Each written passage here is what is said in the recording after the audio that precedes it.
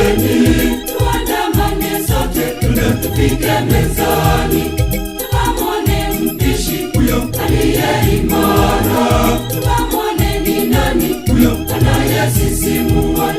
Kumbe Yesu ametuandalia mazuri, tujitakase tushiriki chakula cha Roho.